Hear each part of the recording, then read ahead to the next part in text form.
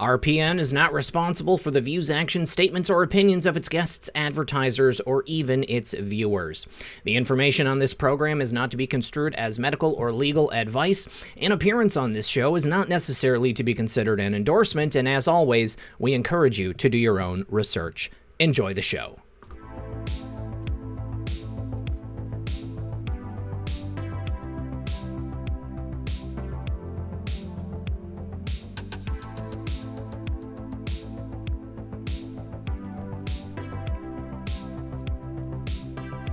Good afternoon, Patriots,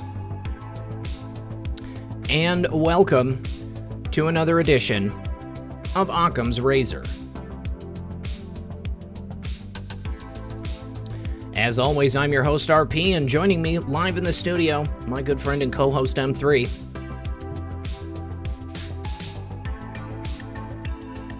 As usual, we're gonna run through some of the top headlines, talk about the meaning behind them,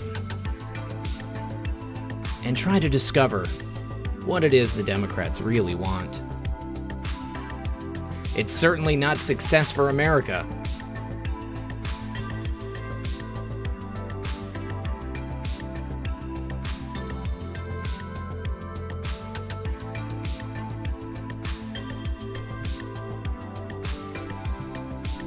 Do me a favor, friends. Don't forget to like and share this broadcast. Help us break through the algorithm by sharing it on your favorite social media platform.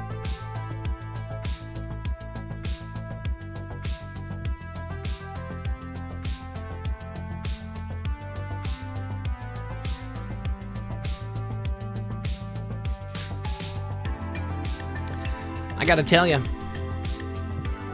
I really feel good about where we're at. We are winning. Why don't you sit back, relax, grab your popcorn, and we'll be right back after a very brief word from our sponsor. Well, friends, there's a famous old saying that goes, "May you live in interesting times." And we certainly are. Our world is so sharply divided right now, even our basic American right to free speech is under a heavy attack. In fact, my channel here is being suppressed. I've been shadow banned, and it's because I'm not politically correct. If they want to take it all away, you might wake up one day and find that you can't see my content anymore. Perhaps nobody will, unless you know to look for me. It's a sneaky, underhanded form of censorship, and it's all because certain people don't like what I have to say. Now, since I depend on revenue from the product partners I promote, if no one can find or see my content anymore, then I'm out of business. Goodbye, Red Pill News. I certainly hope that never happens, but these days, anything can go wrong at any time. And that's why I teach self-reliance and emergency preparedness, especially when it comes to your food, water, and other vital necessities. As you know, I fully endorse the products from My Patriot Supply, and the advertising revenue I receive in return helps me pay my bills and enables me to keep bringing you great content like this. But any day now, that might stop. So please prepare in advance. I'd like to make a special request. If you've been planning to buy from My Patriot Supply, but you've been putting it off, now is the time to act while you still can. If you've already purchased what you need, I want to thank you sincerely. But as you can see, for the time being, the future isn't looking much better than what we've just been through. Frankly, it's probably going to get a lot worse leading up to the election. And that's why I urge you to take a moment right now and go to preparewithredpill78.com and make your purchase while you still can. My Patriot Supply is the only source I personally use and trust, and you can too. And right now you can save $100 off a full 4-week supply of delicious, nutritious meals your whole family will love. My Patriot Supply makes it easy to be prepared at all times, and saving $100 off a life-saving 4-week supply of food is too good a chance to pass up. The future is so uncertain, I urge you to go to preparewithredpill78.com and get ready now. Once again, that's preparewithredpill78.com. Do it now, and remember, when you support my sponsors, you support this channel. Welcome back, friends. Big thank you to the people at My Patriot Supply. I appreciate your sponsorship, and thank you to everybody in the chat who has supported them and thereby supported me and this channel. Thank you to everybody who has been here keeping the chat comfy. That would be the mods and all of the kind folk who've been here waiting for us to get started. Methods, how are you today? Man, I'm doing great, and I got that extra burst of energy because, we're about to be condemned by Congress. Oh, yeah, that's right. I know, man. I'm so terrified. Bringing the hammer down. Right. I mean, back it up, boys. We're almost done here. But, no, man, I'm doing good, having a lot of fun, just enjoying watching everything going on. Yeah, of course, certain things going on are tragic, and I'm not trying to make light of it. But I'm just having fun, man. That's Good. it. Good. I'm having a lot of fun, too. You look at Congress, this decision that they are making. This is some select people in Congress. I mean, it's not like the entire Congress. But, a couple of people are putting together this resolution condemning a movement, which is essentially a group of patriots, people who care about their country. And, I have to believe it's because they can literally feel the power just falling from their fingertips. They see the writing on the wall. They understand that the future of both the Democrat and the Republican Party no longer lies with these swamp creatures. And so they have to do something to cast aspersions upon this movement so that they can, once again, try to control the narrative. But they are going to lose. They're not going to win. They are absolutely dropping the ball here. And the people who are doing this, one of these guys, he just lost in an election, didn't he? Yeah, he's on his way out the door. It's the Riggleman or whatever his name is, which is, that's funny in itself. But he co-signed this bipartisan resolution that is basically trying to just denounce this movement or our favorite anon from having anything to do with Congress.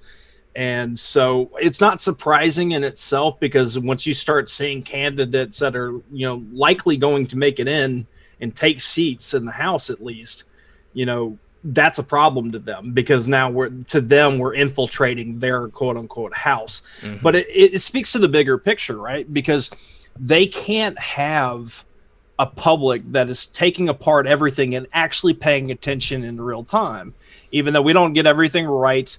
We might have theories that end up just being completely out of left field that don't work, but we are taking things apart and having public discourse. We are having these conversations, and that destroys the controlling of the narrative. So it's not surprising that they're going to try to do this, but it's going to be very interesting on where it goes. Well, even to a bigger sense, you cannot define any one group of people by a person or people within it. This is a very diverse group of American patriots here, and the things that some people believe or the things that some people say are not the same things that other people believe and say, and that goes for just across the board, universally, like any group of people. You can't say that the Republican Party is this because this Riggleman is saying this. You can't say that the Democrat Party is this because of what Nancy Pelosi says. By and large, there is a shared set of core values and beliefs among a group, and that's why that defines them and brings them together. But some people make crazy predictions, but they're not speaking for the entire group of people, and they are on their way out the door. He's got to do something to try to position himself, perhaps for another election sometime in the future. He thinks that there will be such negative press surrounding a movement such as this that he'll be able to capitalize on all of these people, decrying it and completely denying its legitimacy. And, the questions that I see being asked of people, Chad Wolf just got asked about it. We had President Trump obviously asked about it the other day. Mark Meadows, the questions are so loaded. They ask, do you deny this group because they've been involved in kidnappings, murders, or the FBI labeled them as a domestic tea organization? Well, I mean, I think anybody who has, a bit of sense and sanity would, I guess, feel anything but reluctance to not deny something that has kidnappings, murders, and domestic tea elements to it. But the thing is that is not the totality of this group. I mean, if a better question would be, do you deny this group because they love the president, they support their country, and because they want the swamp drained? Now, if you ask it in that way, well, no. Nobody denies it then. We all want the same thing. That's what we're looking for. You got a few bad apples, and that's it. I mean, what if they were asked if they were to denounce this, Black Bloc Brigade who's out setting cities on fire because you've got, say 10% of them that are setting buildings on fire and, beating people in the streets. There's inevitably going to be some good people who go out to protest because they think they're doing the right thing. They think they're standing up for these social issues. But then, you've got a couple of bad apples, probably a lot more bad apples in that group than you do in other groups. But nobody's asking that question. Nobody's asking people to denounce that group that is out setting fires and stuff. You've got some people who are willing to do it, but certainly nobody in the mainstream media. I think that their argument would be, well, those are just a couple of people. By and large, they're peaceful protesters. So no, we can't denounce them. But I think actually it's a pretty easy thing to do. I mean, you have to. Yeah, it's very telling, and we've been hearing him in hearings with Ted Cruz, for example, him saying, why do they not denounce Black Bloc or anybody else name that I'm not going to say because this channel doesn't like it when we say it. Let me just say one thing on that note. I should hear back from YouTube this week whether or not I'm going to get remonetized. Please pray for me, guys. Please pray for me. So right. I'll fill you in. Yeah, no, please do, and hopefully that'll work. But just real quick to this point I see in the chat from Michael Hill, he says, so it's not okay to have the letter 17 in Congress, but it's okay to have clowns in America in Congress. Go figure. Mm-hmm. And that is a bigger point because it's who has the control. That's the command center, because that's where things get voted on, and everybody knows that.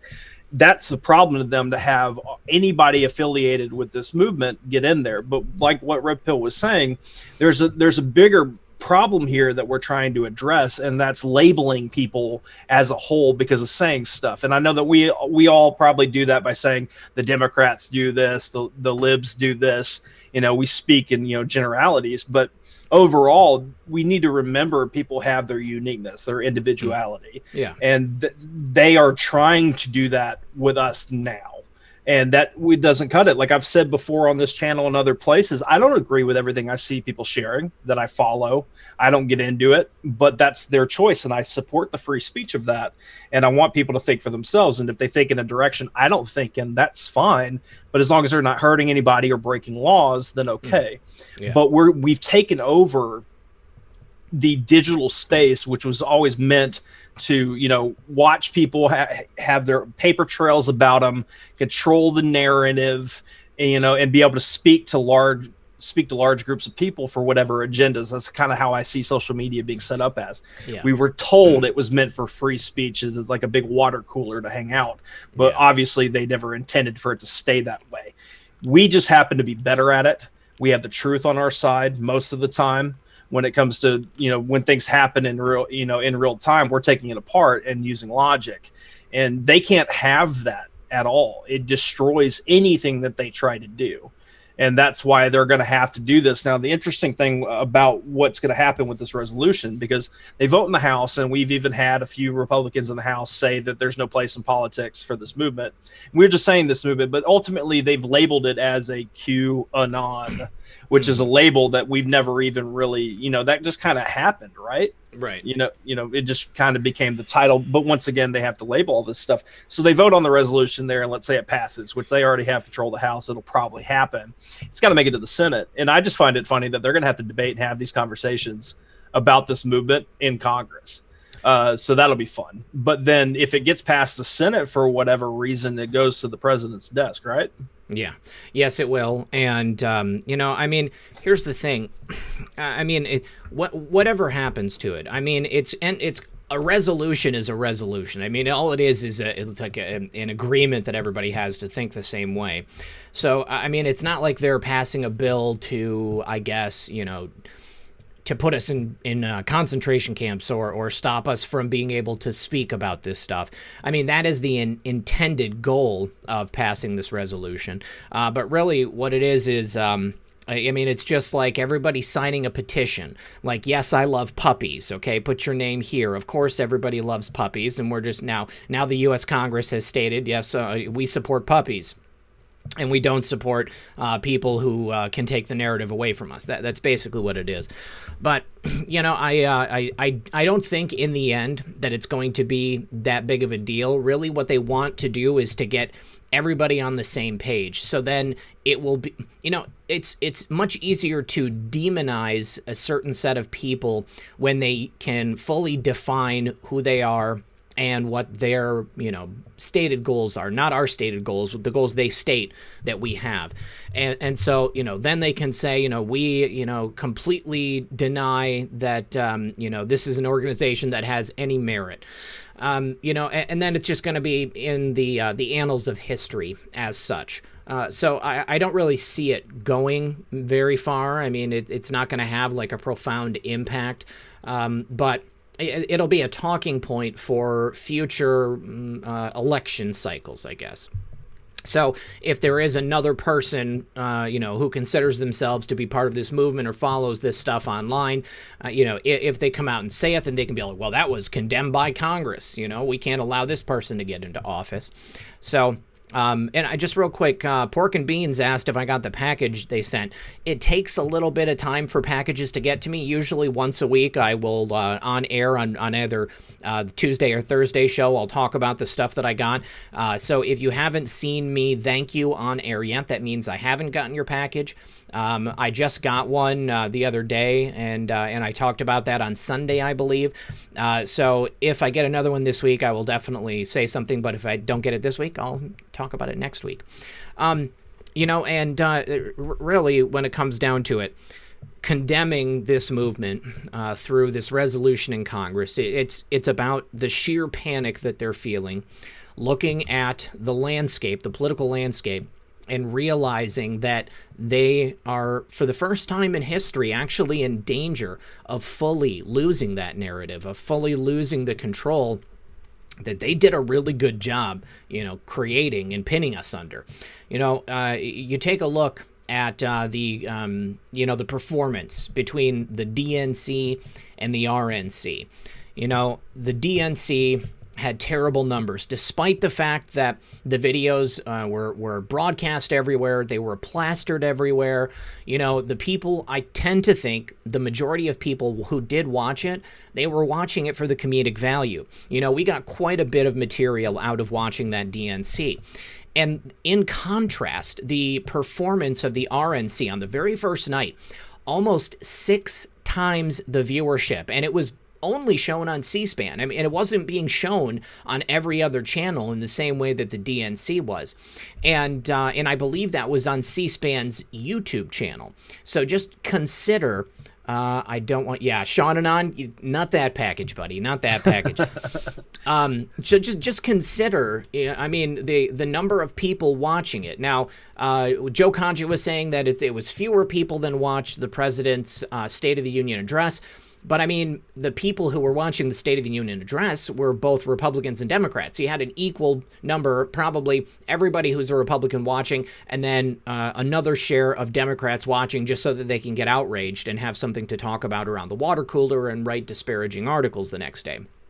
But the people who watch this year, you have, not as many of the Republicans who would watch the State of the Union were watching the RNC. But it's enough people watching so that it gives us a taste of the true balance in this country. No one is interested in the Democrats and what they stand for and their platforms and their positions. The platforms and positions of the Republicans and the RNC are something that so many people can get behind. You're an insane person if you can't get behind President Trump's, second-term plan and the things he wants to do. Now, the viewership. Let's see. The RNC had roughly 440,000 views, compared to the DNC's 76,000 views. And then Nielsen showed that 18.7 million people watched the first night of the DNC. And it doesn't look like they were broadcasting the RNC convention. So the only place you could watch it was on YouTube and on C-SPAN. Actually, Trump thanked CNN this morning for actually covering most of it. Did they actually? I saw that CNN they were cutting in and out. They would show a little bit and then they would cut away so that like Wolf Blitzer and Anderson Cooper, Clowns in America Baby, and Brian Stelter, so that they could offer commentary, but they weren't showing the whole thing. So it's and then you look at the rest of the numbers. Vice President, candidate President Biden, his speech was 38% lower than President Trump's acceptance speech in 2016. There was 34.9 million viewers that watched back in 2016. And, it's a precipitous drop. There isn't as much interest in what the DNC are doing. And, it gets worse than that, like when you look at the platforms, again, people don't want what the Democrats are selling.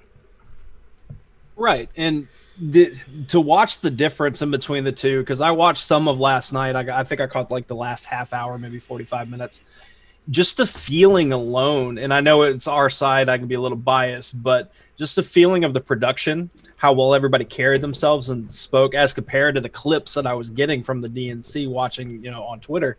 It's such a stark contrast of just even energy. Like we were talking before the show about that red pill, just the energy alone based off of, it's like the DNC was there to attack Trump and try to shoehorn in any good idea about Biden being the candidate that everybody needs to vote for. But Trump has so many good cards on his side because of what he's accomplished, what he's going to accomplish. We've all seen what the Democrats have done, subverting him in any chance they get of him trying to make progress for the American people. Well, the American people are the voters. So that's the energy of last night was like, I'm actually looking forward to watching today. And I was just going to wait for highlights just like the other one because I already know who I'm going to vote for, and I know everybody's going to grab the clips. I just want to just hop back on the resolution in Congress to denounce this movement. I want to go ahead and let people know, because I'm seeing people like The Hill and other places saying that they're collecting evidence against us, not necessarily like me and Red Pill, but they're collecting proof of how bad we are on the internet, which for anybody that's been following this for a while, especially people who spend time on the boards, we know that shills just put the same consistent, talking points on there to make us look bad. And so you're going to see more than likely here in the near future, a big presentation by the media pointing out those things that are not really anons. It's not our movement. That's the only downside of a board that's meant to be anonymous, and you are anonymous essentially. You could say whatever and plan it on this group of people. So I'm just saying, expect for that to be coming down the pike, where they're going to be making a lot of presentations on just how bad, quote unquote, we really are. I wouldn't. And it's just not I wouldn't be surprised if the resolution leads to a series of hearings where, they start calling in witnesses, people from the Daily Beast or Travis View or something like that to talk about how terrible everything is and how dangerous it is. Right. It's ramping up. The coverage is ramping up, and they're in full media smear mode right now. And as long as they can demonize us and say that we are this, and that, then they can put it in the media, they can write articles about it, and they can just keep the spin machine going. And, in their minds, it's going to make it less likely that people are going to speak up, and it probably will have a chilling effect. It's also going to make it less likely that new people will come on board. But it's also going to draw a lot of attention to it. And I think a lot of people are going to ask themselves, why is it that they are so obsessed with this? Why are they going after this group of people when at the same time they are cheering the people who are burning down American cities?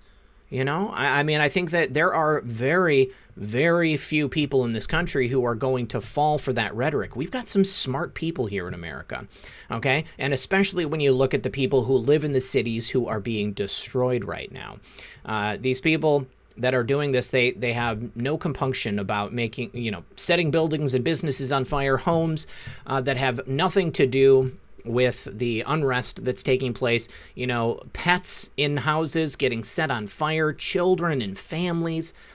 You know, I mean, that's what we need to be paying attention to. And that's why Congress is going to pass this resolution, divert our attention towards something else. And they can say, you know, look over here, don't look over here, as they're, you know, setting a building on fire with Molotov cocktail. Real quick, let me just say thank you to Andrew. I appreciate you, brother. And then also Rolando, both on Cash App. Thank you, guys. Appreciate your support.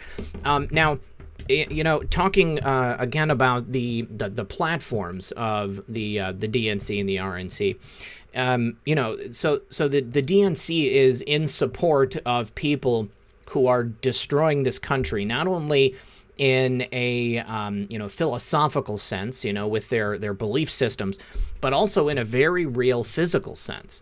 You know, you have some massive devastation taking place, and it's just been going on and on and on. And you know, if you look at the most recent one, that is Kenosha, Wisconsin.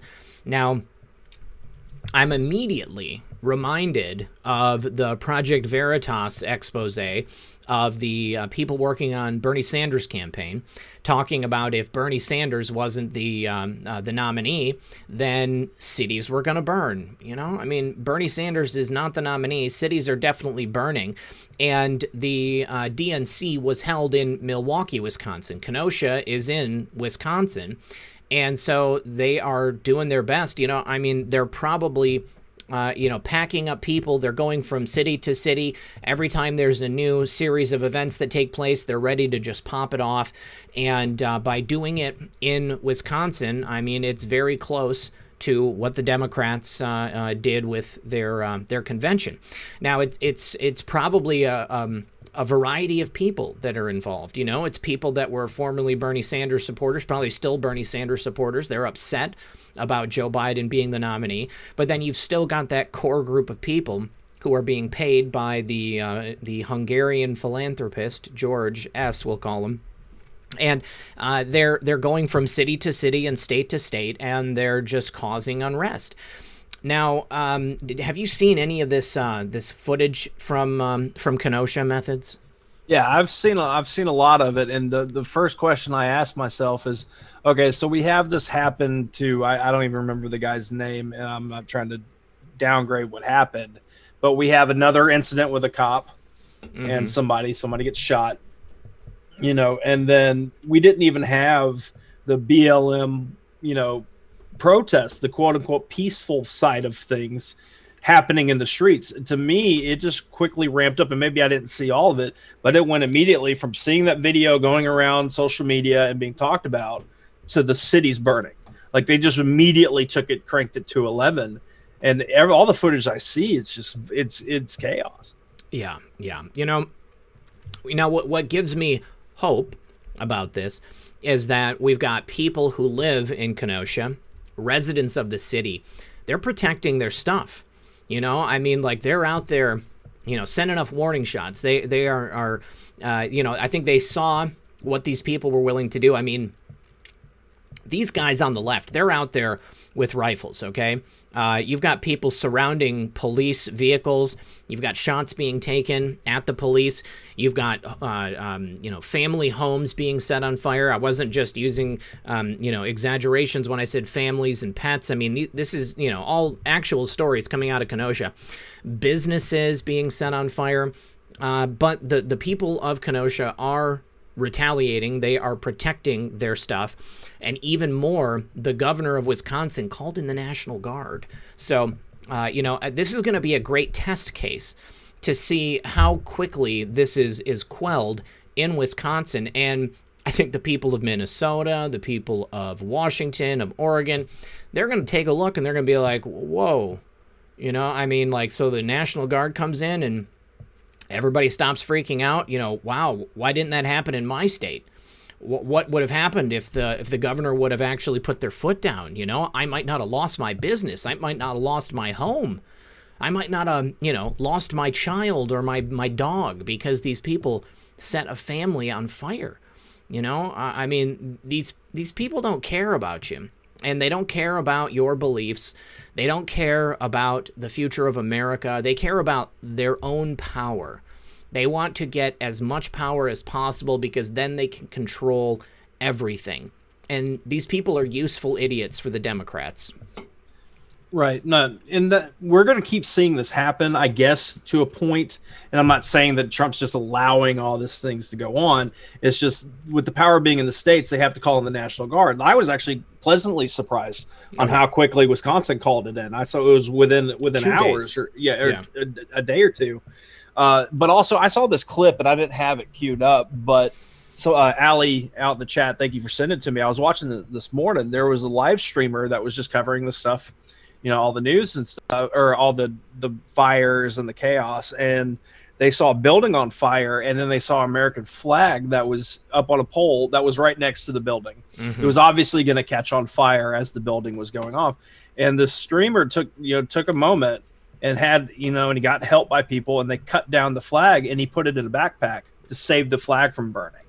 And that, to me, is like in the middle of all this stuff going on, you're just watching rampant, just destruction happening. And this person took a moment to put the flag, and make sure it stayed safe. Mm-hmm. And that, to me, that's the kind of hope in America we want to have, because we don't want to see any of this happen. We have to cover, just like somebody in the chat just said that they hope that me and you will keep doing what we do during good and bad times. Well, we wouldn't consider this the best of times. We might be enjoying life, making sure we keep, on the positive side, at least in our own lives. But we don't like seeing any of this stuff going on. We look forward to the end of it. I look forward to November 4th, to where they stop talking about the virus. Yeah. We look forward to those times, but we are still going to cover these things. It's just we look at this as a bigger picture when it comes to, the battle between good and evil. We do see things as a movie in a sense. And I don't mean to keep speaking for you, Red Pill. No, you're fine. Go ahead. Movies have it's a script, and you would think it would be point A to point B to point C to point D, and it's all planned out. I think a lot of this has been more planned for, expecting for it to happen. This was always the moves that they were going to use. It's just they were going to have control of the wheel and the narrative with the media and sell it, and then we would have stepped out and said, no, we are against all this stuff, and then they would have been able to come after us because they have the narrative on their side. Mm-hmm. In this situation, we've got Trump on our side, which I fully believe, and I know many, if not all, the chat does as well. But we are in a place now that we still have to watch these things going on, and we cover it and try to help where we can. And if this is in your local area, try to help out the best you can. But I do see a tide kind of turning, because like Red Pill just said, they're calling in the National Guard quick. Mm-hmm. They're going to fix this stuff out there in Wisconsin. I'm pretty confident about that. And then people in Portland and in Chicago and all these other places that aren't getting help as quickly are going to be able to say, well, wait a second, I'm voting these people out. They did not do what they did in Wisconsin. Or what was the other place that they did before that they fixed real quickly? I can't remember off the top of my head. Yeah, I'm drawing a blank. Right, the chat will help us out with that. But you get my point. Like they're showing the entire U.S. like it matters who you put in office, mm-hmm. and it matters for you to do your research on people. Yeah, and that is what can be revolutionary over time, to where we don't even go near where we have been, because we've been the swamp wasn't just DC. We all live in it in some degree. Yeah, absolutely. Now, so the Democrats are, it's in stark contrast. What President Trump's saying that he's going to do in his next term and what the Democrats are promising are going to happen. Like we said before, they want to disband the police. They want to disband ICE. They want to tear down our national borders. They want to open up all the prisons. Look at what happened already. Okay?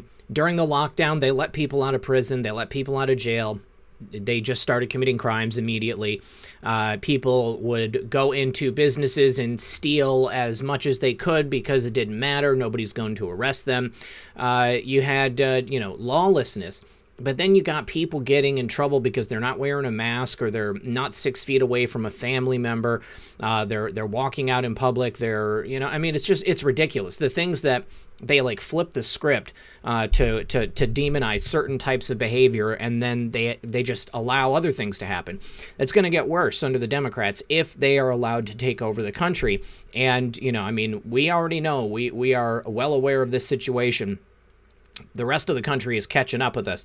Now, in President Trump's second term, he released his plan, okay? So he's got a plan to create 10 million new jobs in 10 months, that magic wand that he had. He also wants to create 1 million new small businesses. He wants to continue to cut taxes to boost take-home pay and keep jobs in America. He also wants to enact fair trade deals to protect American jobs. He's going to set up a Made in America tax credit. He's going to expand opportunity zones, and he's going to continue the deregulatory agenda for energy independence. Now, all of these things are, to some degree, President Trump has been working on. And the result of them are fairly obvious because we've had more jobs created during President Trump in this short amount of time than we have in many years. So many jobs coming back to America. The promise of a second term for President Trump is the continued revitalization of America, continuing to make America great. Now, he's also got a bunch of junk about CV-19. We're not going to go into that. And I just keeping in mind, if President Trump wasn't making a plan about CV-19 or talking about certain treatments for it, he would be murdered in the press. That would be the only thing they talk about. Why doesn't President Trump care about people with CV-19? He has to do something. He has to have a public stance. And, you got to realize that there are some things that President Trump does and says, not for us, but for the people who are his naysayers. He also wants to end reliance on China, keeping in mind that China thrived under Joe Biden. Joe Biden sent all kinds of jobs and money to China. His son got $1.5 billion because of China. President Trump wants to bring back 1 million manufacturing jobs from China. He wants to give tax credits for companies that bring jobs back from China. And he wants to allow 100% expensing deductions for essential industries like pharmaceuticals and robotics who bring back their manufacturing to the United States. Also, and I really like this one, no federal contracts for companies who outsource the work to China. So that means that and this is something that I've been, saying that needs to happen for a long time. If you want to do business with the federal government, you need to be an American company and you need to be doing the business here in America. Do not get a contract and then outsource it to China. So that means that the federal government is going to start doing business based on what is good for its own country, not just based on what is going to be the cheapest. Plus, of course, we have to hold China accountable for the disgusting virus that they unleashed upon the world. He's already cut prescription drug prices. He's already done a number of things, the Right to Try Act. He wants to cover all pre-existing conditions. Of course, he's got to protect Social Security and Medicare. That would be something the Democrats would attack him for, protecting our veterans.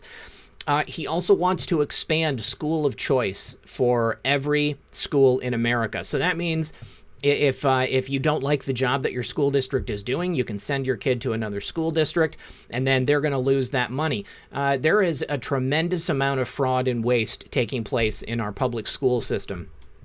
And I think that this is going to be good for the education of kids everywhere. And he wants to have teachers teach American exceptionalism. That is something that is sorely missing from education. I would bet that there are probably a lot of parents in the chat right now. And Methods, someday you will have the honor of teaching a little Mr. Methods about by you bringing this up, man, I'm going to get 10 messages on why I should be having kids right now. appreciate it, brother. We have to pass on the promise of American exceptionalism methods.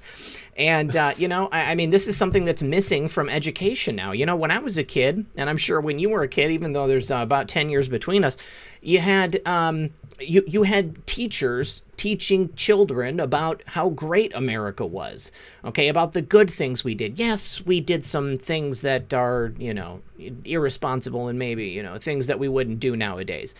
That is the lesson of history, okay? You have to learn about those things so that you can build upon them, make a foundation to be a better person, to be a better country, and you don't do that stuff all over again. Meanwhile, you got the Democrats in California. They're trying to repeal what is it? They're trying to repeal discrimination based upon like race and sex, so that you don't have to hire somebody if you don't like the color of their skin or you don't like their gender. What if they're a gender fluid rainbow panther? You don't have to hire them anymore. Or if they're just a person who looks like you and me, then they don't have to hire them anymore either. That's going backwards.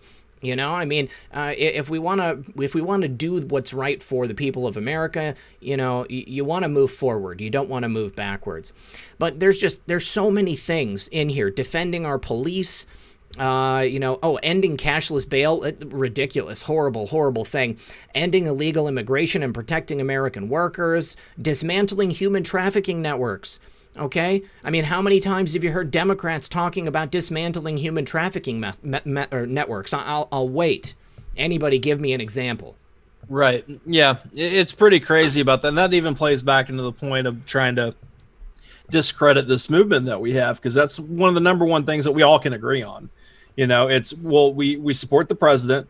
We support people being held accountable for crimes and all that stuff, and we want this human trafficking stuff to go away. Yeah. Well, of course we want to eradicate evil, but that's a big task that we need to do over time. But when it comes to those specific things, we all agree on that. And why is that not at least where's the common ground? And they keep talking about bipartisanship. Why won't the Democrats or any of these people that are coming out and denouncing all of us saying, why can't you at least agree on that point? They don't even want to talk about it. No, they can't reach across the aisle to pass a bill that's going to be good for the people of America. But boy, they'll sure reach across the aisle when they want to condemn a movement that is, about the restoration of this country, because that's not what they're interested in. Right, 100%. Now, in contrast to what Trump's platform that you were just talking about, I don't know if everybody caught this, but when the DNC had revealed their platform and stuff that they're doing, and Biden talked about his plans and stuff, they had 3,562 delegates vote in approval, but they had 1,069 vote no and 87 just abstain. Like even they are like, okay. I mean, because that's bad. I mean, I don't know how it goes typically, but if you have about a fourth that are like, I'm not about this, that shows you how much of the party is actually fractured. I believe that's a sizable number of people not agreeing with the Democrats' own platform. That's definitely not the kind of thing that you want to see, especially in an election year like this that is so important to the future of their party and so important to maybe the freedom of some of the people in their party. Definitely. I mean, did they say what it was they objected to? I'd have to go further along into the article of what it was, but just that number alone is staggering. Yeah. The number of convention delegates who voted no is roughly the same as the number of delegates pledged to progressive Bernie Sanders. So they divided themselves. So you can kind of see it there, which also makes sense on why Bernie came out and said that Biden is one of the most progressive or the most progressive candidate ever. Mm-hmm. It's the same thing that happened in 2016. But yeah, just real quick, I see some people talking in the chat about, these protests and riots and watching them and stuff. I have to give a hat tip real quick to our buddy TikTok, because TikTok has been live streaming overnight these protests, riots, all that stuff, and he's been jumping from cameras. He's doing really good. He's just getting started. So I'm going to I assume he will be covering anything going on tonight, because he's kind of been bit by the bug doing this, and we're very proud of him. So I'm going to drop a link in the chat to his channel for everybody, just here real quick, rapid fire. If you guys are looking for any of that, I know there's other great channels that are covering this stuff, but TikTok, he's one of ours. He's one of our own, and he's doing a really great job doing it. So by all means, and then again, if you need the link, just message me on DM on Twitter if you missed it, and I'll send it to you gladly. Right on, right on. So hold on, I just want to see if there was anything more in the President Trump's agenda. I lost my link. Well, while you're doing that, we've got over 4,200 people here hanging out with us. We really do appreciate it. 1.6 thousand likes. I think we could do better than that because you guys are awesome. If you guys don't mind turning that thumb blue, that would be great. And thank you for hitting us up on PayPal and Cash App. Yeah. Thank you very much for the donations. I'll go over more of those here in about 15 minutes. Okay, so also President Trump trying to move us out into space. I know there's probably a contingent of the audience who is going to say space is fake and Cuomo. But we'll deal with that another time. So he's moving us forward in terms of innovation. Also a part of his platform, stopping endless wars and bringing our troops home. We've already seen that start to happen. Also, he's forcing our allies to pay their share for their own protection. He also wants to wipe out global terror movements and build a great cybersecurity defense system and missile defense system. Now, President Trump, his agenda is truly something that I believe if you have, a base level of intelligence, you can get behind it.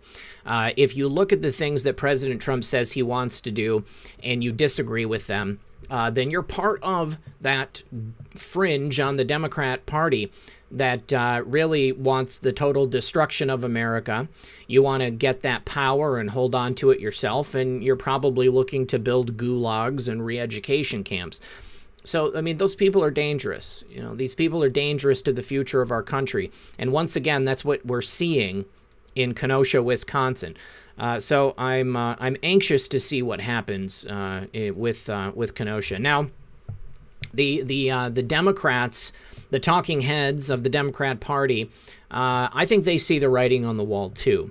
Donna Brazile was on Fox and Friends this morning, and they wanted to get her perspective as a Fox contributor and a Democrat and a former chairman of the Democratic National Convention or Committee, and it was a shocking display, Methods. I mean, the way she acted, she could not be honest about what was going on, because President Trump and the RNC, they had some excellent speakers last night. There was the that Cuban exile, I can't remember his name. What company was that, from Goya? Was that the guy from Goya? No, he was a part of something. I can't remember off the top of my head. It was a different name, but he had spoken before, and it was a viral video because of him talking about making his way, and he couldn't have done it without the support of the president, but also migrating here, legally, following the American dream, stuff like that. So yeah, but that right there, I was watching, and he almost had me choked up last night because it was emotional. Yeah, I definitely was moved to tears. Because every time he speaks, he did like a panel with President Trump. I believe it was Hispanic business owners in America, and he's talking about the threat of communism, the scourge of communism, and how it destroyed his country, and he and his family had to leave, and they came here, and every time he talks about it, he's already starting to cry.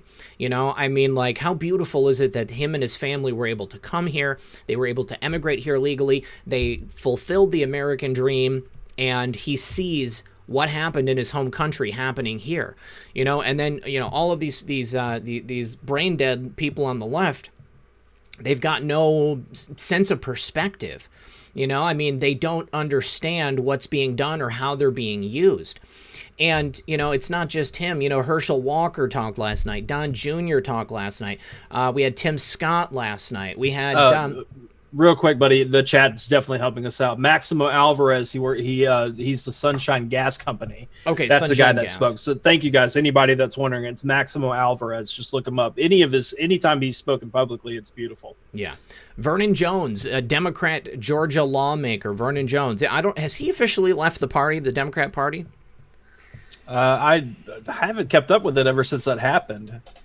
Because I think that he's actually still officially a Democrat. I wonder if when he's up for re-election, if he's going to switch to Republican. But I mean, he's in support of the president. You know, J.R. Majewski, my brother J.R. Majewski, he shared this incredible billboard. I believe it was in Kentucky, and it was a, you know, Trump 2020, and it said at the bottom, paid for by the Democrats of Kentucky, or the hardworking Democrats of Kentucky, something like that. You know, and obviously that's done for effect. You know, I don't know that those people consider themselves to be Democrats still, and it was an actual billboard. I mean, there were people driving by, they got a real picture. You know, but it just goes to show that President Trump, with this agenda to move America forward, he can reach across the aisle. He can bring people together on both sides, you know, because who doesn't want the country they live in to be successful and to be a better place, you know, to be a country where we can raise our kids, where we can still have the ideals of our founding fathers, you know, be alive and well today.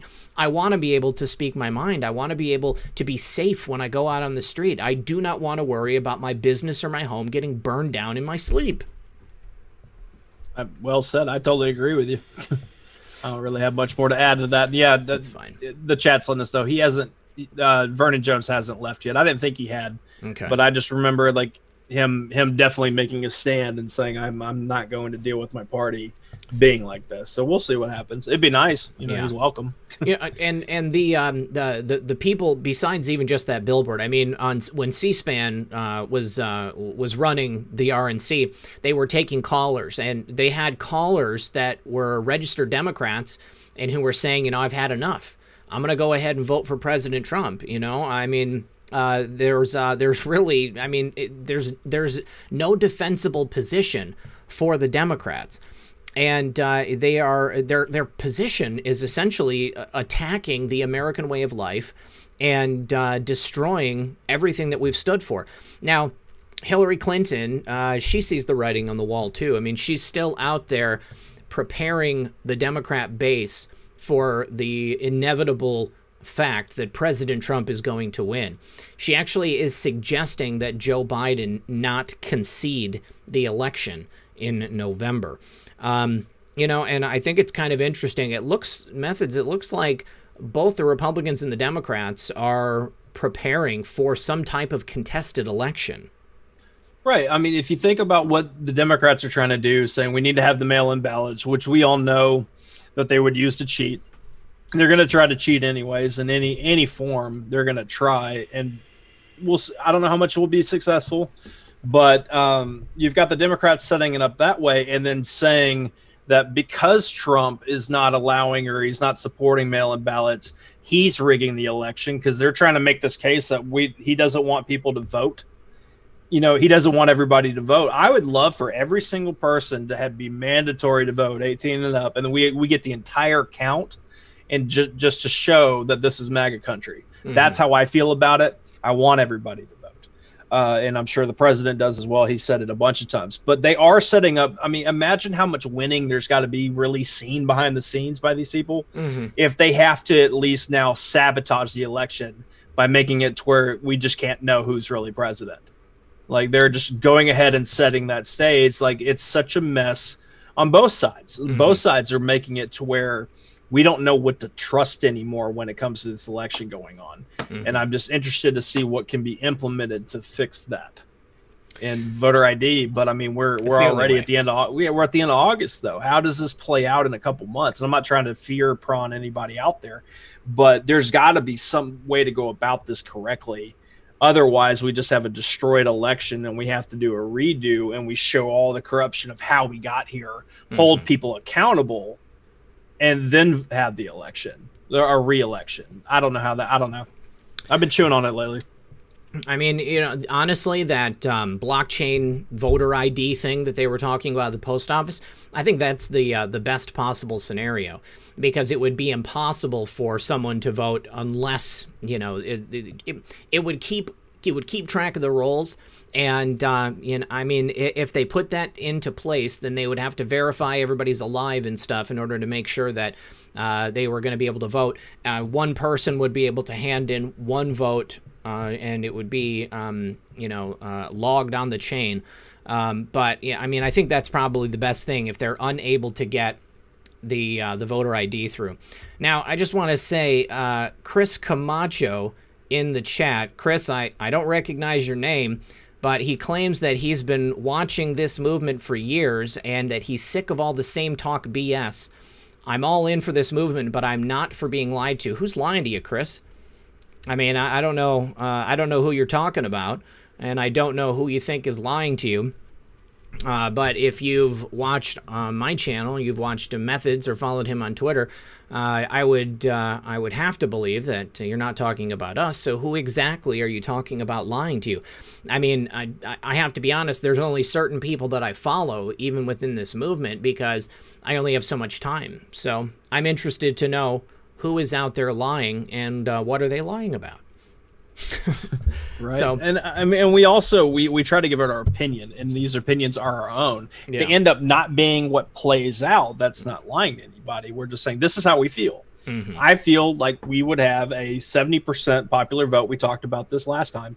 70% vote for Trump in the popular vote in November. Okay, what if it comes back and it's only 55, 60? Am I lying to you, or am I just wrong in my opinion? Mm-hmm. And I'll try to do better next time. You know, that's the problem here, and that's why we try to have a lot of discussions, because we are in a lot of gray areas to where we might not have all the information. There's a lot going on behind the scenes. So anybody who comes and says, like, for example, like this one I see around that's been great is Durham's deep state. He's not going to do anything. No one's going to be held accountable. It's like, cool, you made the fact, you made a statement as fact. You're saying that there's no way around it. You have the inside knowledge, but I'm going to disagree with you because my opinion is different than the facts that you're trying to say is true. And that's just where we are right now is we need to have dialogue again. Mm-hmm. And that's why we do these shows. We want dialogue. Yeah. Yeah. So with, the rhetoric of Hillary and the rhetoric of the Democrats, you know, Speaker Pelosi called President Trump and the Republicans domestic enemies, enemies of the state. I mean, I know the age that we're living in. I fully understand it. But, I mean, this statement by Pelosi is even a little bit surprising. I mean, again, it goes back to the desperation that they feel. To get to the point where she's calling the president of the United States and the other party, the other major party in the United States, enemies of the people, enemies of the state. You know, this is and this is about, you know, the stuff going on at the post office. You know, I mean, if things at the post office change so that they can't cheat, I mean, what does that mean? I mean, is this going to really show how little support the Democrats have here in America? I mean, the fact that they have, you know, such meager numbers when compared to the rest of the country, I really think that's basically what's going down. She said, "We take an oath to protect and defend the Constitution. Check. From all enemies, foreign and domestic. And sadly, the domestic enemies to our voting system and aren't honoring our Constitution are right at 1600 Pennsylvania Avenue with their allies in the Congress of the United States. It's really actually shameful. Enemies of the state, diminishing the role of the postal system."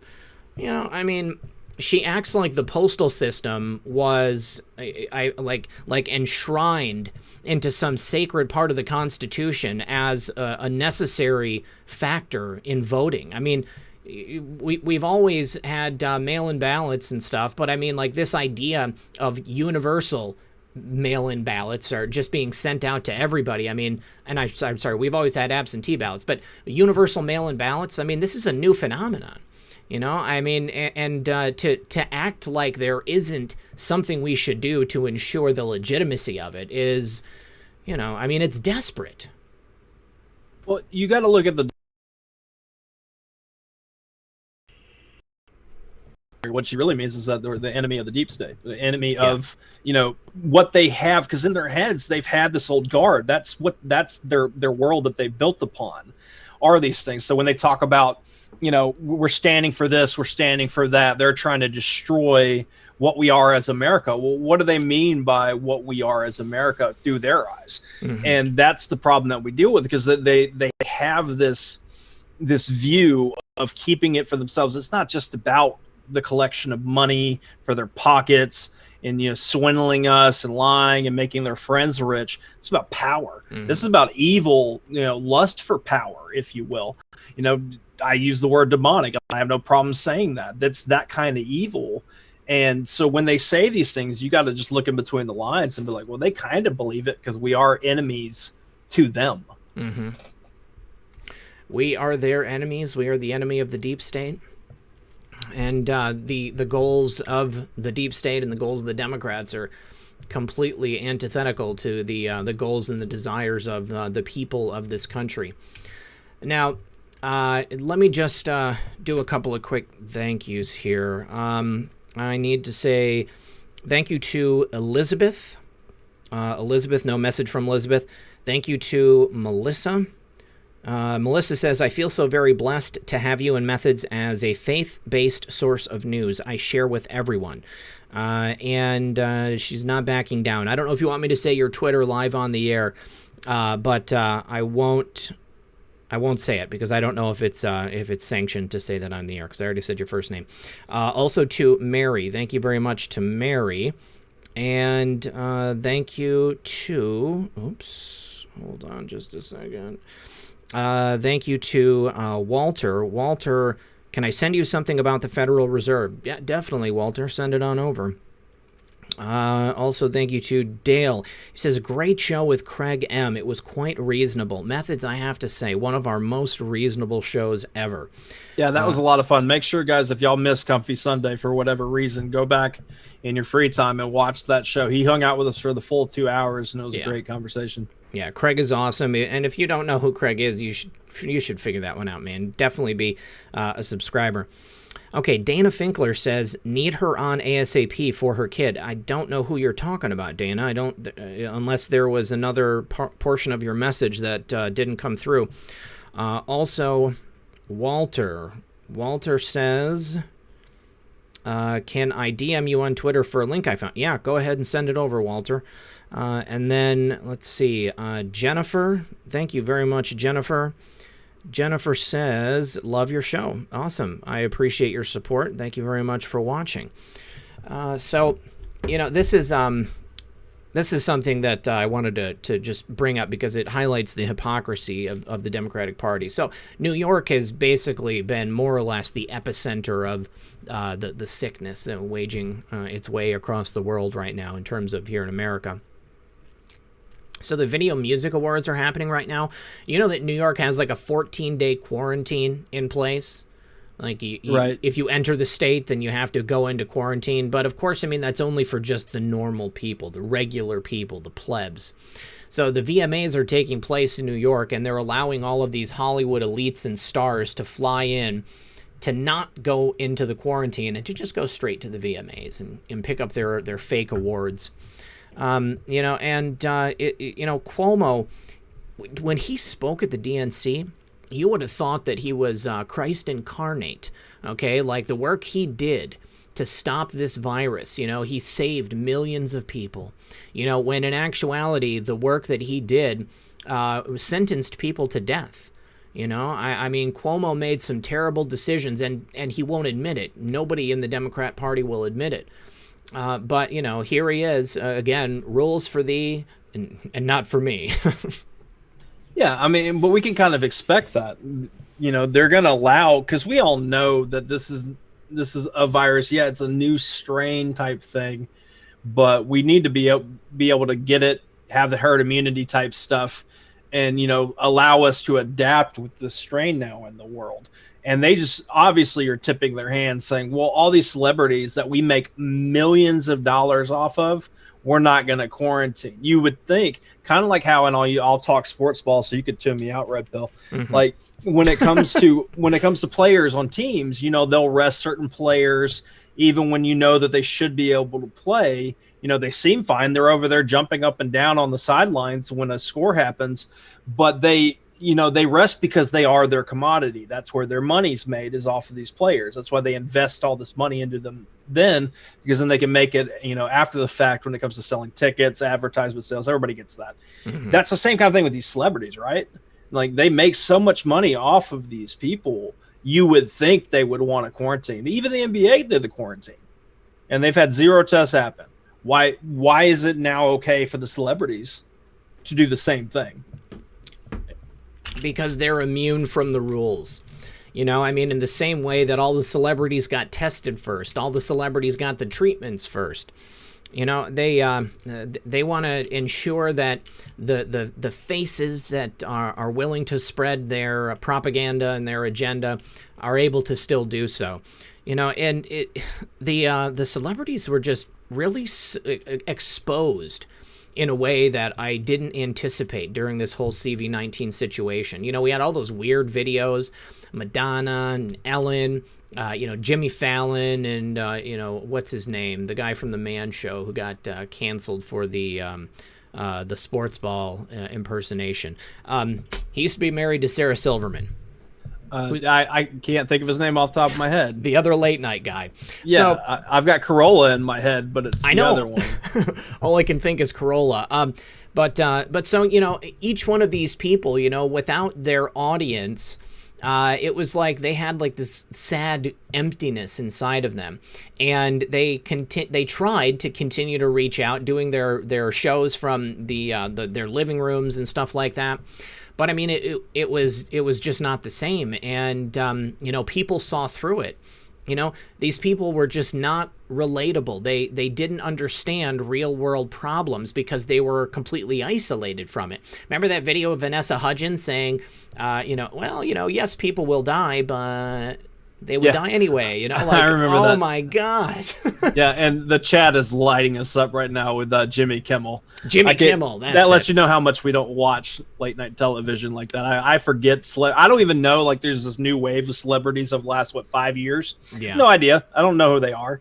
Yeah. But no, thanks, chat, for that. You always keep us correct when we just have those mind gaps and forget things. Or yes, Cardi B putting out information. Did you like Joe Biden talking to Cardi B, like, for real?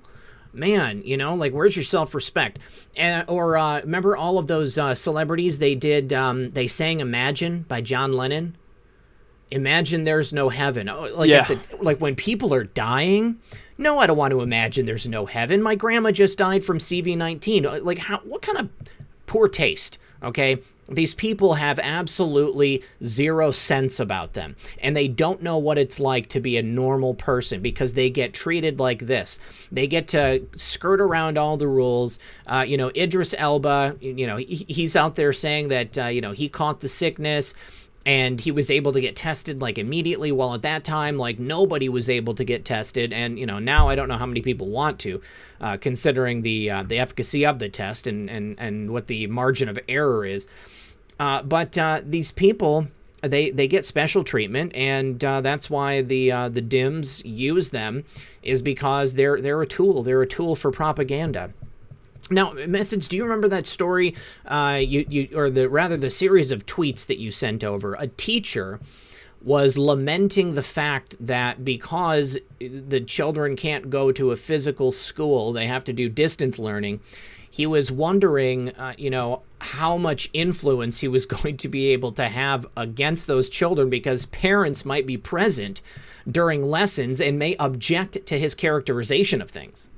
Right. Yeah, I remember that because that's a problem in itself, because just like how we talked about on Comfy Sunday about how doctors don't really pay attention to you that much when they come in the room. They read their clipboards, ask a few questions. They already know what they're going to do, and they're just going to charge you and your insurance money. Yep. They don't care. In the same vein, I'm noticing, and once again, speaking as a non-parent, I feel out of bounds a little bit here, but the idea of teachers looking at owning the children more so than the parents, to where they're calling the parents helicopter parents. And how can we do this when the parents are in the way? It's like, why are they enemies in this equation when it's supposed to be about educating the child? You know, that to me that's an issue. I think we're definitely seeing the light on what it is. So I know a lot of parents out there have told me over these last few years about what they deal with when it comes to schools and the control that they have and what ends up in the curriculum, or whatever you want to call it at this point. And it's got to change. And I do believe, like you said, on Trump's agenda about school choice, that's going to be big. I've also seen where some groups, and I'll have to look more into it, but I saw something about how a teacher has quit her job or something, and she's now homeschooling, and the parents are paying, like they're doing like a class of like 5 students, and they're doing it, I guess, through Zoom or something else, and the teachers or the parents are paying that teacher specifically instead of going to the school. Yeah, that's the beauty of what President Trump wants to do. With this full school of choice, if you think that your kid is not getting the right education in that school, you're going to be able to pull them out, put them someplace else, and then that money will go someplace else. And if it's able to go to homeschooling, man, can you just imagine like the quality of education that we're going to be able to have for our kids here in America if all of that funding that's coming from tax dollars is not going to go to the school any longer, but it can go to like these smaller boutique and, charter schools and stuff. So President Trump, I mean, he sees what's going on. He knows that education is the key for these Dems, for the next generation of brain-dead morons. We can't allow that to happen. Now, the idea that this school district is going to force the parents to sign a waiver saying that they won't hang around when these kids are in school. I mean, that tells you the level of indoctrination they are hoping to be able to continue. Because as far as I'm concerned, if my daughter was still in school and, and she's going to school online, I want to know, like, what the teachers are saying. I mean, I'm not just going to trust, and especially I'm not going to trust if they're making me sign a waiver saying that I can't be present when the education is taking place. I mean, you can just imagine what kind of stuff are they going to be telling these kids? How are they going to be maybe demonizing the parents or demonizing the president or trying to, tell them that they have to, I mean, do you remember DARE? Drug Abuse Resistance Education? I remember DARE, and how looking back on it when we did the plays and stuff, and they would have us sing I Believe I Could Fly by R. Kelly. And looking back on that now, and you're like, oh, poor choice. But yeah, I agree with you. Like, I mean, we are in that world to where we've got to have what you're seeing now in the streets, this rioting and chaos, and this, being against authority, all these clips that go viral of people just being disrespecting of others, all that stuff. Do you not think that's not a product of, the education system, or at least that played a major role influencing in that world? Then once again, we just talked about Hollywood. You could put that in there as well on the influence. So what has happened here with this quote unquote great awakening, and what's happening now with people standing up and being proud, not even just this movement, think about MAGA in general, and what has now stood up, and people are proud to be calling themselves patriots more so than ever before. That right there. How big of a wrench in the machine of the education decline that they were taking our children down. How much of a wrench in the machine is that with Trump being just elected? Yeah. I mean, all of their plans for the future of mankind are in jeopardy with President Trump in office. So, speaking about the future of mankind, have you guys seen Joe Biden's new campaign ad? Joe Biden and Kamala Harris standing in a room. They're on a green screen, first of all, and they're standing 6 feet apart. Hold on, let me show you guys this. And Methods, I want to share this so you can see it too. Let me see. Okay. And this, you should be able, let me see, share audio. How do I, share computer sound. There we go. Okay. I'm Joe. I'm Kamala. This is going to take all of us, so we need your support. Will you pitch in what you can to help us out? What? No, I hadn't seen it, but I saw people talking online about it, saying, was this the start of a horror movie? Yes. Because you would expect for something to creep out those doors in the back. I'm Joe. Yeah, that's terrible. That's absolutely terrible. Wearing those masks, and he just got his hands clasped, like, please give, but like that 6 feet of distance, I mean, and the echoing sound, I mean, it sounds like they were in that room, but it looks to me like they're on a green screen. Like the lighting is off. You can tell that the shadows are off. The way that they're posted, they're in that room. I mean, it's just like, who's going to give money after seeing an ad like that? Compare that against an ad for President Trump. showing him surrounded by patriots, like all of his accomplishments. Like, of course, people are going to donate to President Trump. They want that to continue. Now, did you hear, you know who Richard Spencer is, right? Right. Okay, so famously, one of the first people to get punched at a rally, back in the day when this whole craziness first began. Now, I've always thought Richard Spencer was a plant, personally. I never trusted him. He, came out in support of President Trump, but I don't think that his vocal support of President Trump had anything to do with President Trump getting elected. However, the left and the media latched on to Richard Spencer as something that was emblematic of President Trump and his supporters, when he just clearly wasn't. Well, Richard Spencer has now come out in support of Joe Biden, which is just hilarious to me. Here's a picture of Richard Spencer, if you guys don't know who he is. But, Richard Spencer, is kind of like the founder of the alt-right movement. And now he's on Team Joe. What's just so ironic about it is that, like, the goals that Richard Spencer is hoping for, are really like the baseline goals of like the old Democrat Party, and probably the unspoken goals of the modern Democrat Party. The people who were Democrats. They wanted to continue slavery. They started the KKK. Just all of these horrible things standing in the way of civil rights legislation. And it's the same kind of thing that Richard Spencer would do. I think Richard Spencer was a plant from the very beginning. And now the fact that he's coming out in vocal support of Joe Biden is hilarious. And just watch, not a single media outlet is going to cover the fact that Richard Spencer has said that he's voting for Joe Biden and he wants his followers to vote for Joe Biden. And it's just, it's the hypocrisy of the situation. Right, and that's why I do appreciate being involved in this for last few years, like really paying attention, because you can catch the humor in certain situations like that. You got to find those moments and enjoy them and say, all right, of course this is going on. Now 2020 is definitely exaggerating it to that level of like, okay, we talk about the 2020 apocalyptic bingo card going on right now. And somebody had asked in the chat earlier, I can't remember the name, was saying, how does 2020 end? Like, how do we celebrate the end of this year, which we obviously will, and start 2021? Because 2020 from the jump, we remember, this might feel like a millennia ago, but we were in World War III for a day with Iran.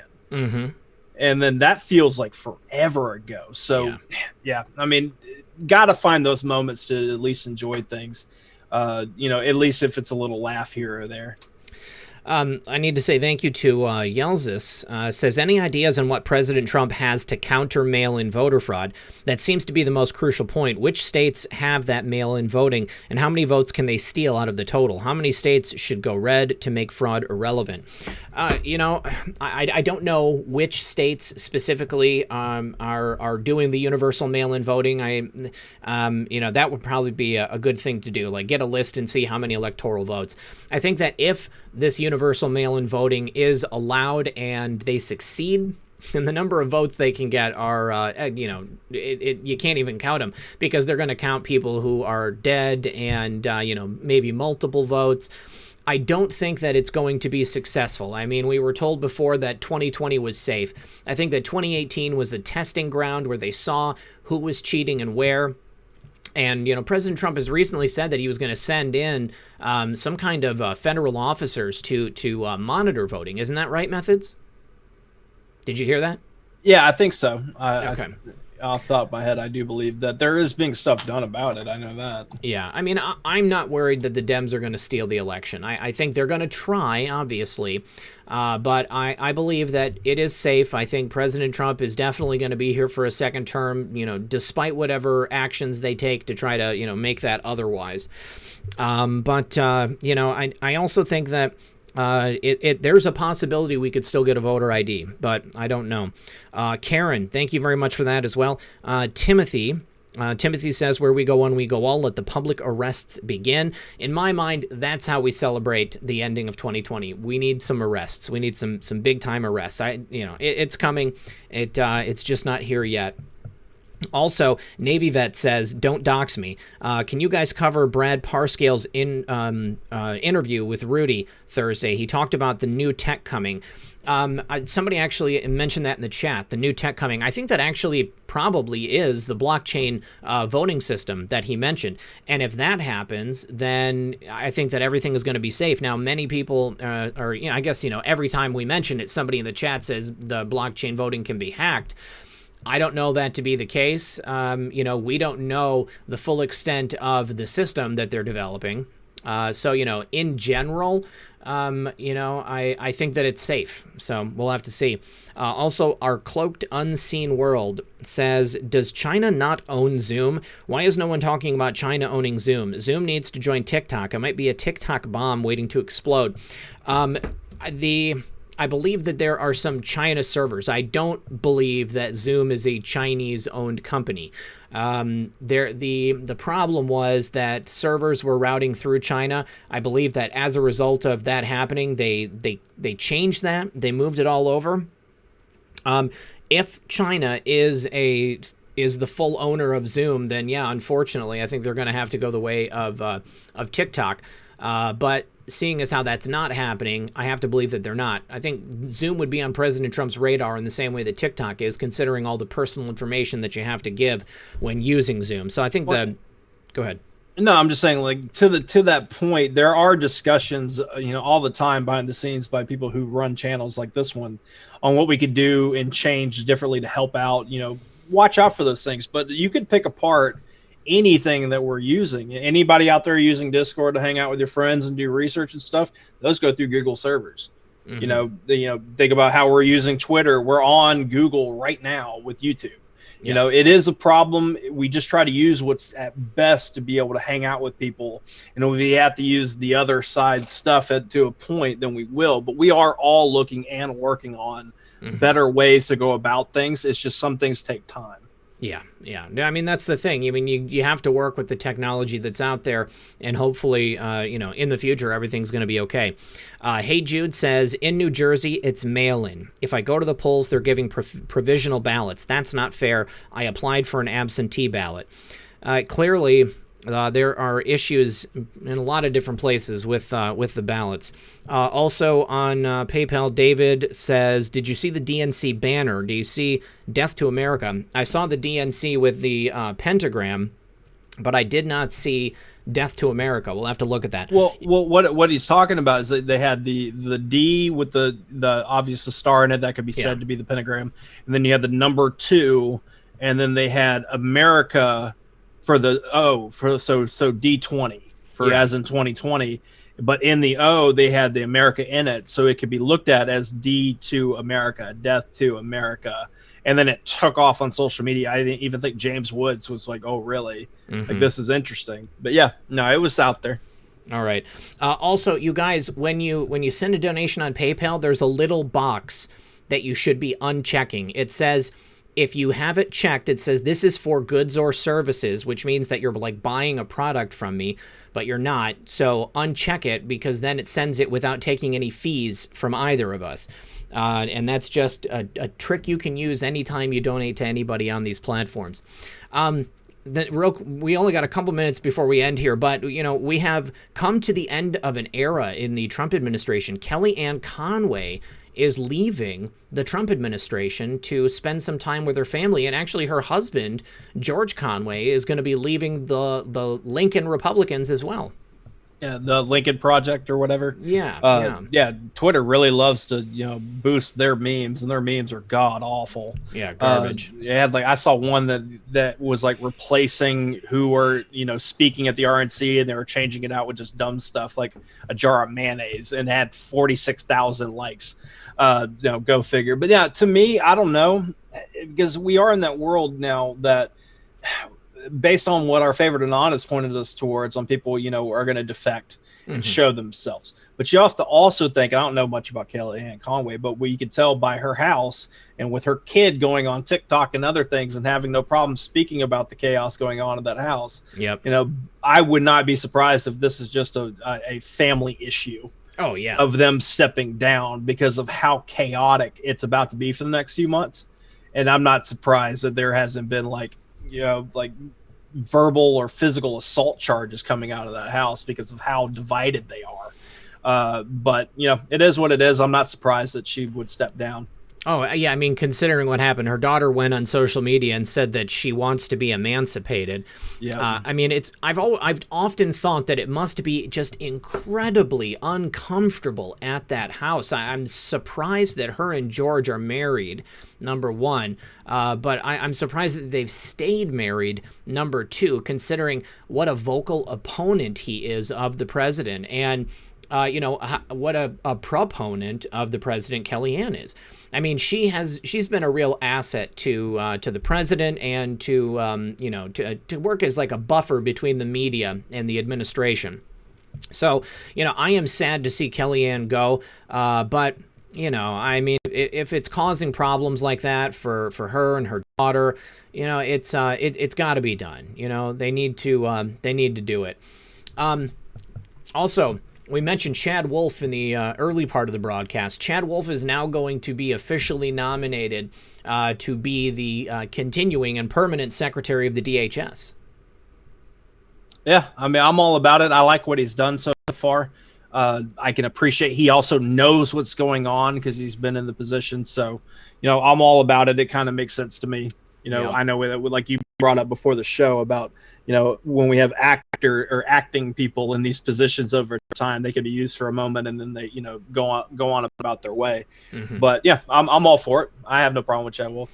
Yeah, I think Chad Wolf's a good fit. Obviously, if President Trump wants him in there as the permanent DHS, I trust the president's instincts on this stuff. So I'm good with that. I don't have any problems with that. So let's talk about what we got. Oh, actually, I need to say thank you to Timothy. Timothy, did you get the whole 20? Yes, I did get the whole 20, Tim. Thank you. So you found the checkbox. Okay, awesome. Yes, you too can find the checkbox so that PayPal doesn't take a cut. So yeah, and somebody says she doesn't look 15. I haven't seen Kellyanne Conway's daughter. I mean, I just heard about it all secondhand. Well, that clip just took off yesterday, and you were taking your day off. And yeah. That video's been shared around before, but it was really shown because it was her reaction. Because apparently she found out about her parents both quitting their positions in their respective areas or whatever. Mm-hmm. She found out about it just like everybody else did. She wasn't told. Mm-hmm. So her immediate reaction being a teenager is let me go to the internet and talk about it. Mm-hmm. So here we are. Now, I know you said that we're about to get into what we got coming up. Yeah. We might as well talk about it. I have on Friday. Hold on. My friend Reba Sherrill, who recently ran for Congress and who's going to be, I believe, running for Senate in Florida, she's going to be coming up on Friday. And then on Saturday, hold on. I didn't put it in my calendar. So I need to find it here. Go ahead. Judith Rose just got retweeted by Trump War Room.